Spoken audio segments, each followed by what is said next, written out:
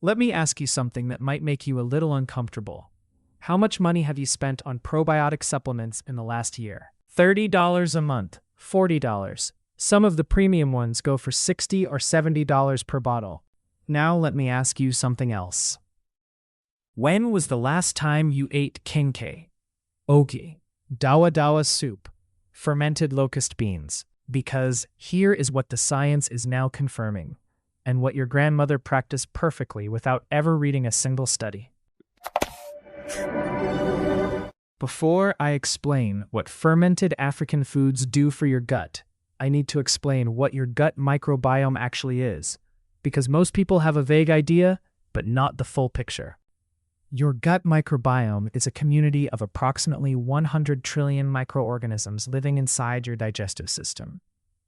Bacteria, fungi, viruses, and other microscopic organisms that collectively weigh about 2 kilograms and outnumber your human cells by roughly 10 to 1. This community controls far more than digestion. It regulates your immune system, approximately 70% of which lives in your gut. It produces approximately 90% of your serotonin, the chemical that controls your mood, your anxiety, and your sleep. It influences your weight, your energy, your skin, your hormones, and your brain function. Let me walk you through what is actually happening inside fermented African foods from a microbiology perspective, in plain language. Fermentation is the process where natural bacteria and yeasts break down the sugars and starches in food, producing lactic acid and releasing beneficial compounds. This process does two things simultaneously. It preserves the food, and it creates an enormously dense source of live beneficial bacteria. Kenkey, fermented maize, contains significant populations of Lactobacillus fermentum and Lactobacillus plantarum. These are the same bacterial strains found in some of the most expensive probiotic supplements on the market. Research published in the journal Cell shows that the gut microbiome responds to dietary changes within 72 hours. 72 hours. 3 days after a significant dietary shift, your gut bacterial population starts to measurably change. When African immigrants move to the West and shift away from traditional fermented foods toward processed Western alternatives, several things happen in sequence.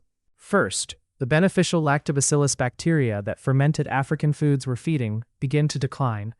Without a consistent food source, they cannot maintain their population.